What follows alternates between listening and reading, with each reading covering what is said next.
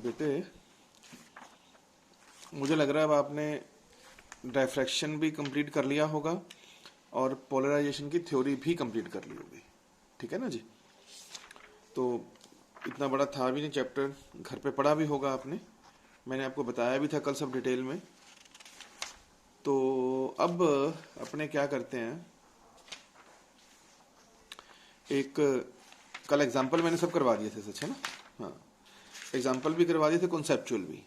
तो चलिए आज ना इसके 10 तो एमसीक्यूज हैं, ठीक है। टिपिकल एग्जाम्पल अभी करने नहीं है, वो सब मैं रे ऑप्टिक्स कराऊंगा, उसके बाद बात करेंगे उससे, ठीक है ना। या मान लो एक दो आपसे हो भी जाते हैं तो आप खुद कर लेना अपने आप, ठीक है ना। बाकी तो फिर मैं मिलने पे कराऊंगा, ओके। तो मैं अब स्टार्ट कर रहा हूँ, कुछ मल्टीपल्स करवा देते हैं आपको। कॉन्सेप्चुअल कल मैंने करवा दिए थे, है ना, शॉर्ट, वेरी शॉर्ट और प्रॉब्लम्स। आज ये करवा देता हूँ और इसमें आप कर लेना तैयारी अपनी, कल मैंने बोला भी था आपको। और एक मैं आपको कल भेज दूंगा टेस्ट, डायफ्रैक्शन एंड पोलराइजेशन का, क्लियर। तो टेस्टों को ना प्रॉपर अपनी कॉपी पे करो यार, इस तरह से नहीं करना। उसके बाद जब ये लॉकडाउन खुल जाता है तो फिर वही कॉपी आप मुझे दे देना, फिर मैं चेक कर दूंगा सारे, ठीक है ना। क्योंकि ऑनेस्टली आपको काम करना पड़ेगा, क्योंकि कल को अगर सिलेक्शन लेना है तो उसके लिए बेटा आपको अपने ऊपर विश्वास रखना पड़ेगा। नकल मार के करोगे तो देखो फिर मैं तो क्या कह सकता हूँ, ठीक है ना, वो तो आपकी इच्छा है। चलिए मैं एमसीक्यू स्टार्ट कर रहा हूँ। फर्स्ट एमसीक्यू हमने करना नहीं है, फ्रेजनल डिस्टेंस वाला सिलेबस में नहीं है आपके। अरे यार ये सारा काम खराब कर रहा है। चलिए एनीवे, ठहरो एक मिनट, मुझे सोचने दो यार। आप एमसीक्यू करोगे 3 नंबर से लेके 10 नंबर तक, यस। पहला और दूसरा छोड़ देना, ये मिलने पे बात करेंगे, ठीक है ना।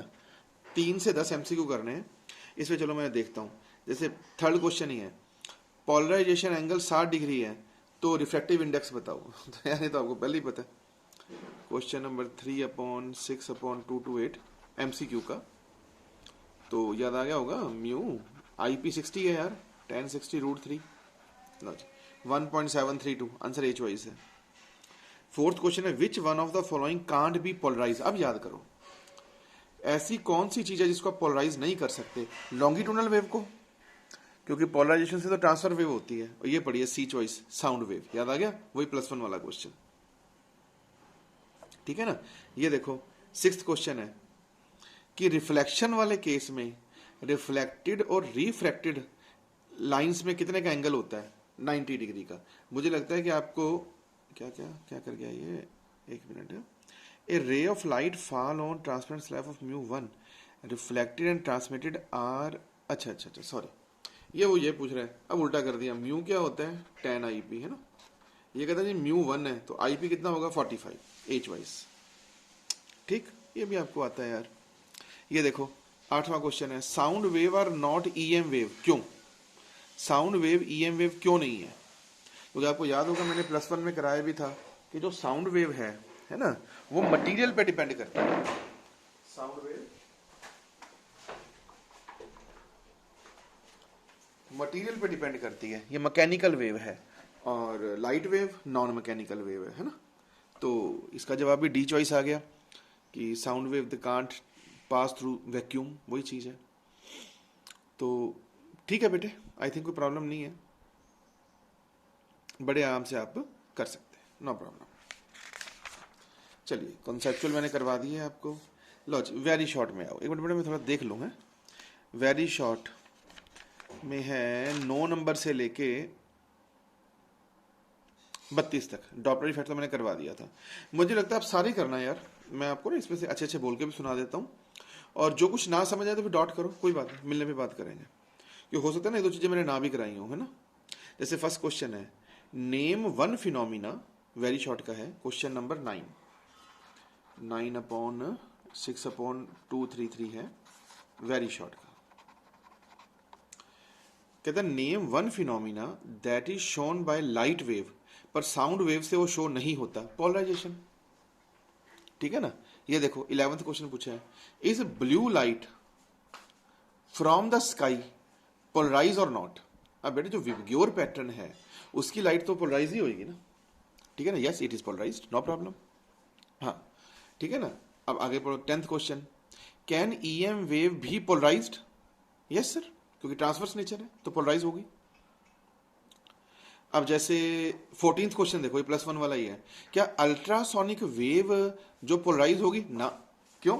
अरे अल्ट्रासोनिक वेव तो साउंड वेव है यार, तो साउंड वेव तो पोलराइज होगी नहीं।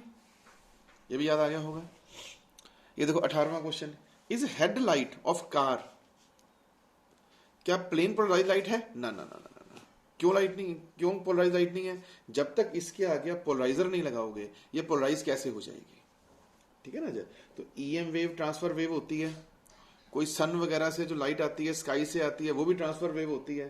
पर जो हेडलाइट है वो ट्रांसफर है कि नहीं है वो डिपेंड करता है कि, क्योंकि आप कह सकते हैं ना इस चीज को, तो आप ये कह सकते हैं अनपोलराइज लाइट होती हैं। इनको पोलराइज करने के लिए क्या करना पड़ेगा? जो कल मैंने कहा था कि पोलराइजर लगाना पड़ता है।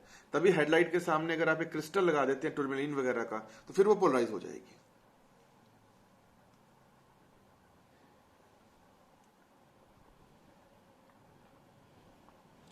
तो मुझे लग रहा है आपको बात समझ आई होगी ये वाली, है ना? इस पर कंफ्यूज मत होना यार। देखो सिंपल चीज होती है, अगर तो मान लीजिए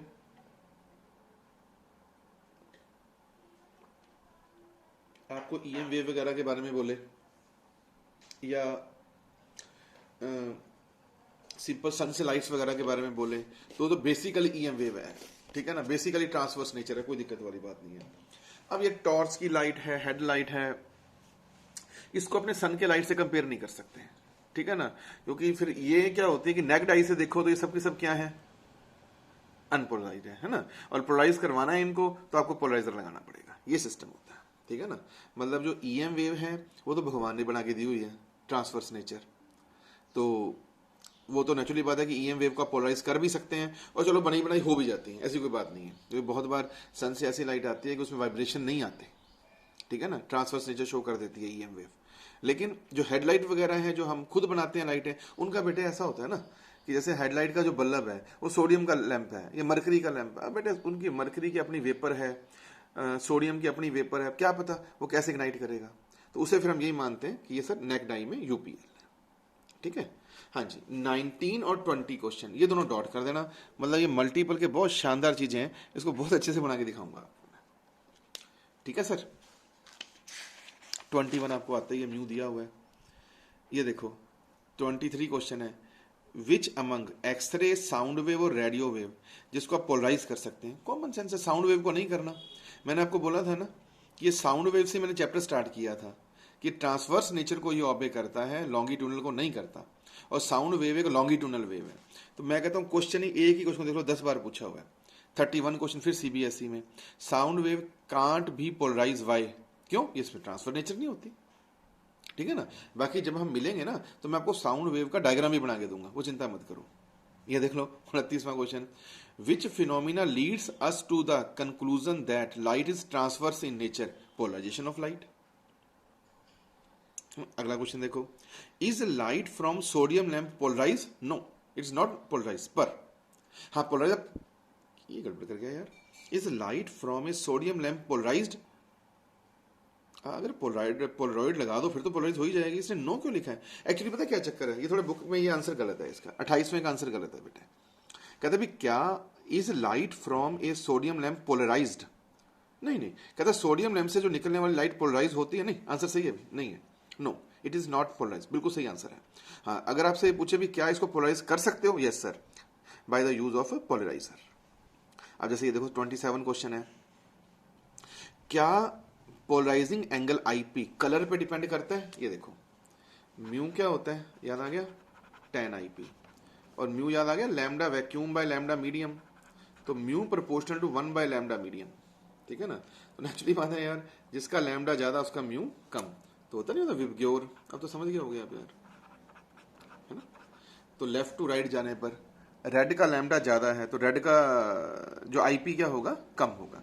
अब यूं भी कह सकते हैं ना, आईपी ऑफ रेड और आईपी ऑफ वायलेट में से ज्यादा किसका होगा? वायलेट का, क्योंकि उसका लैम्डा कम है। मेरी बात से सहमत है ना? ओके, चलिए सर, ये आपका वेरी शॉर्ट हो गया।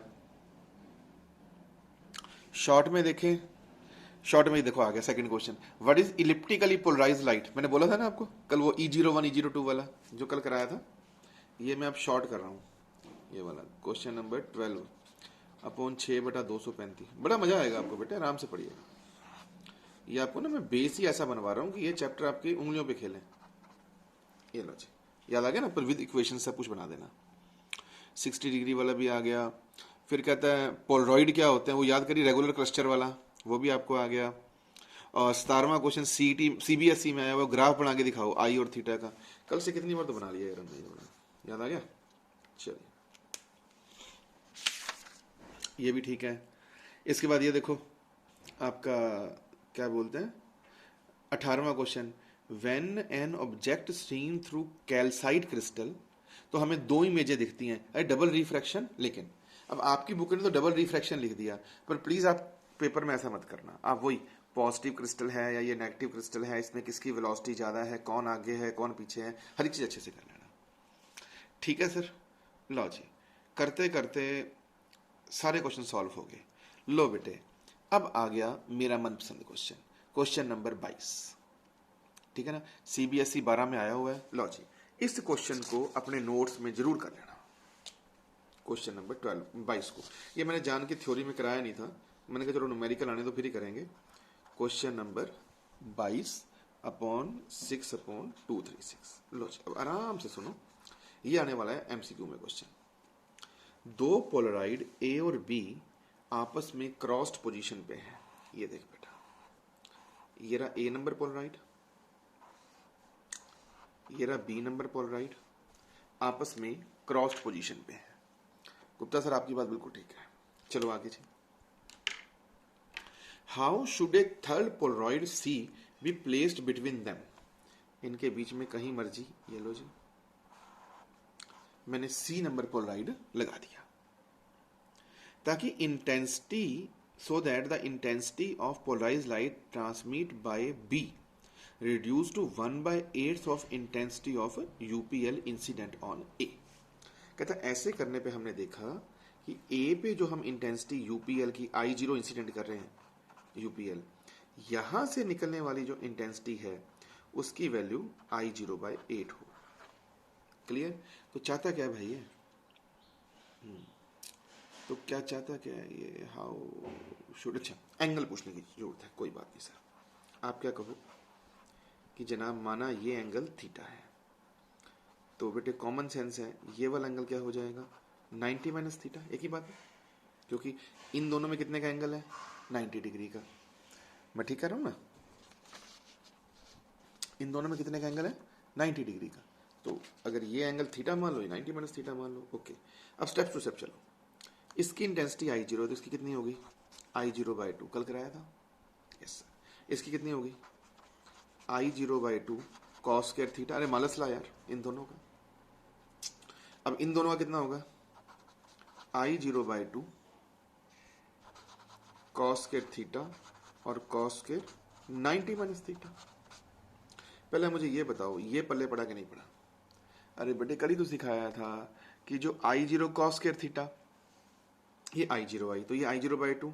अब बताओ इससे अगला this of cos square theta, इससे अगला this of cos square theta. इसकी value according to book I0/8 है, यही है ना। ये कैंसिल हो गया, 2 से ये 4 भी कैंसिल हो गया। ये cos 90 minus theta sine square theta होता है, तो ये बन गया यार साइन थीटा कॉस थीटा का स्क्वायर। क्या बन गया, 1/4। मैं ठीक कर रहा हूं, ठीक कर रहा हूं ना। तो यहां से देखना साइन थीटा कॉस थीटा क्या बन गया, साइन थीटा कॉस थीटा बन गया यार 1/2, रूट कर दो। अच्छा sine theta cos theta, sine 2 theta by 2 बराबर 1/2। ठीक कर रहा हूं मैं, 2 से 2 कैंसिल हो गया, तो साइन 2 थीटा 1, तो 2 थीटा 90, तो थीटा 45। देखिए कितना अच्छा क्वेश्चन है। इस टाइप के क्वेश्चन कंपटीशन में आते हैं बेटे, तो आप अच्छे से कर लेना। आंसर देख लूं मैं इसका, 22 का थीटा 45। बस I0 का I0/2, इसका ये कॉस स्क्वायर थीटा, इसका ये कॉस स्क्वायर थीटा। सुन रहे ना मेरी बात, and value I0/8 and solve it, get the answer. ऐसे कर लेना। अगर आपको इतना आता है तो ये गया चैप्टर, कुछ नहीं है इसमें। शॉर्ट कुछ लॉन्ग आंसर क्वेश्चन सारे करा दिए मैंने, कुछ भी नहीं छोड़ा। लो जी, अब ना इसकी प्रॉब्लम हो प्रैक्टिस पे आओ। क्वेश्चन है 31 से लेके 41 तक। अब आपको ना इसमें एक चुटकुला सुनाता हूँ, कोशिश तो कर रहा हूँ, बाकी तो देखते हैं यार। लो जी, ये पेज नंबर 1। लो जी, अब पेज नंबर 2 पे बात करते हैं अपने, ठीक है ना। देखें जरा, पढ़ता हूँ क्वेश्चन, कुछ बात बने तो। 32वां क्वेश्चन है कि एंगल 60 डिग्री है, म्यू बताओ। आता ही है क्वेश्चन 32 अपॉन 6/240। छोड़ दूं, वही म्यू tan 60 यार, √3 गया जी। ओके, 33 क्वेश्चन बेटा वही सेम है, तीन तीन अपने पोलॉइड वाला। 33 अगेन क्वेश्चन वही आ गया, वही θ45 आंसर दिया हुआ है इसमें, ये पढ़ा, वही आंसर है, साइन स्क्वायर 2 थीटा का स्क्वायर, बस जो भी है ये वाला सेम टू सेम चीज है, कोई दिक्कत नहीं। क्लियर? एक्चुअली क्या है, 33 में कंफ्यूज मत होना। अब ये मैं चीज 33 से बोल रहा हूँ, जरा कैसे समझाएं आपको यार। ये जो स्टेप नहीं है ये वाला, इसको उठा के इधर ले आओ। अब ये बन रहा है क्वेश्चन 33/6/240। इसको मैं लिख सकता हूं साइन 2 थीटा बाय 2 का स्क्वायर। आप इस टर्म को उठा के यहां ले, ये है 33/240, 6/240। इसको ये लिख सकता हूं कि नहीं लिख सकता, sign theta cos theta sine 2 theta by 2। बताना ये क्या बन गया, साइन स्क्वायर 2 थीटा बाय 4 ना। लो जी, ये आपका आंसर आया पड़ा है 33 का, sine square 2 theta bye 4। CBSE 10 में क्वेश्चन आया था। लो जी,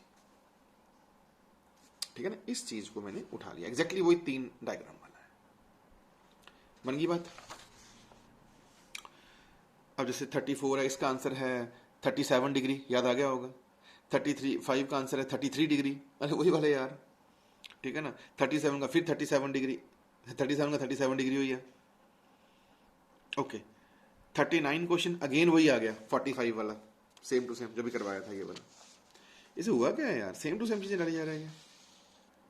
ओके, 40th क्वेश्चन अगेन फिर वही 45 वाला, ठीक है ना। और 40th क्वेश्चन CBSE 10 में भी आया, CBSE 15 में भी आया, तो फिर ठीक है यार, 40 और 33 तो सेम ही हो गए। हाँ, अगला क्वेश्चन देख, कहता यार 41 भी है तो यही वाला, ये CBSE 8 में आया, पर इसका आंसर वो I0/4 कह रहा है। आप समझ गए, आप यहाँ पे पहुंच गए, यहाँ पहुंच गए। इसका आंसर वो 1/4 कह रहा है। इसका जब साइन 2 थीटा 1 होगा, और जब θ45 हो, वो पेपर में ये लिखा हुआ, जब एंगल के अंदर 90 डिग्री हो और θ45 हो, बाइसेक्ट कर रहा है एंगल को। 41 क्वेश्चन में कह रहे हैं कि इन दोनों को C नंबर बाइसेक्ट कर रहा है। तो जब C नंबर इन दोनों को बाइसेक्ट कर रहा है तो थीटा क्या हो जाएगा, 45। यहाँ 45 लगा दे तो साइन 91। बोल बेटा, मैं ठीक कर रहा हूँ ना, same to same.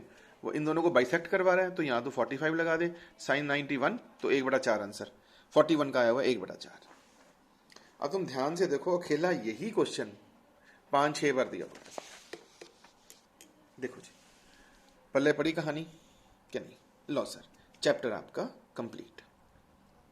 Typical questions में अगर आपका मन करे, क्योंकि मैं तो खैर पसंद बहुत करता हूं इसको, आप ना अगर आपका मन करे ना, तो जैसे 43, 47 ये क्वेश्चन करना बेटे, ठीक है ना। 43 है, 47 CBSE 14 में आया हुआ है। गुप्ता सर फिर आप क्यों नहीं करा रहे, अगेन इसकी नकल है।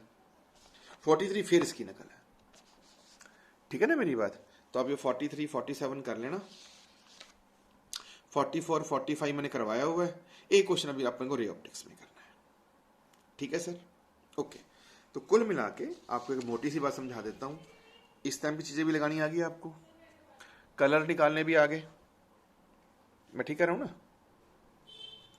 कलर निकालने भी आ गए, इस टाइप की चीजें भी आ गई। अच्छा, और ये निकालना भी आ गया, ग्राफ निकालना भी आ गया, इलिप्टिकल वाला भी आ गया, और ये वाला क्वेश्चन आपको पूरा टिका के करा दिया मैंने, ठीक है। और ये भी आपको। लो सर, तो मेरे हिसाब से इसको वापस रिवाइज करने की जरूरत तो नहीं है ना। चलो एक बार बोल देता हूँ क्योंकि क्वेश्चन बारी बारी है। ये दोनों क्रॉस I0 से I0/2, ये this of cos square theta, ये this of cos square theta and this. जो पेपर में I0/8 दिया हुआ है, इसको काटा कटाई से करो और आंसर निकालो। सिमिलर चीजें ये बाकी जब आप बुक पढ़ेंगे आपको अपने आप समझ आ जाएगा। ठीक है बेटे, लो जी। तो मेरे हिसाब से आज आपकी वेव ऑप्टिक्स कंप्लीट है, जितना मैं ऑनलाइन करा सकता था। तो अब इसको आप करो घर जाके। कल मैं आपको टेस्ट भेज दूंगा एक, ठीक है ना। बस उसके बाद फिर 1-2 दिन के अंदर अपने न्यूक्लियर फिजिक्स स्टार्ट करते हैं। अभी ना रे ऑप्टिक्स जो है ना, एक्चुअली बेटे वो मुझे बोर्ड पे मतलब बहुत अच्छा हाथ है मेरा रे ऑप्टिक्स पे। आप करोगे, आपको मतलब मैंने बहुत मेहनत करी है रे ऑप्टिक्स पे। तो मेरी इच्छा नहीं थी कि मैं रे ऑप्टिक्स को ना ऑनलाइन खराब करूं। तो इसलिए मैं सोच रहा था कि एक बार न्यूक्लियर फिजिक्स मॉडर्न फिजिक्स करवा दें आपको। तो उन दोनों में 20-25 दिन निकल जाएंगे अपने। तो देन क्या पता तब तक लॉकडाउन की कोई ना कोई सेटिंग बैठ जाए, तो बस फिर रे ऑप्टिक्स फिर आपको बोर्ड पे कराऊंगा। ठीक है ना जी, चलो ओके बाय।